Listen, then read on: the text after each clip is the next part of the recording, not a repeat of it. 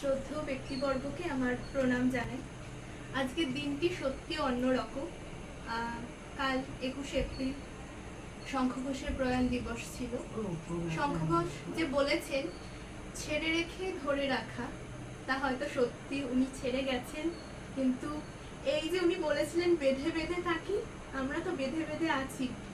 Sir 10ই ফেব্রুয়ারি যখন Krishna Memorial award পাই, তখন sir যখন একটা স্পিচ দিয়েছিলেন, তখন উনি ওখানে বলেছিলেন যে স্যার আমাদেরকে বেঁধে বেঁধে থাকার মন্ত্রে চালিত করেছেন, যেটা শঙ্খ ঘোষ বলেছিলেন, এবং আমরা সেটা চেষ্টা করছি বেঁধে বেঁধে থাকার, বেঁধে বেঁধে চলার।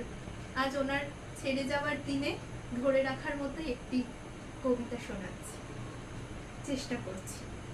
কবিতার নাম পালক। শঙ্খ ঘোষ।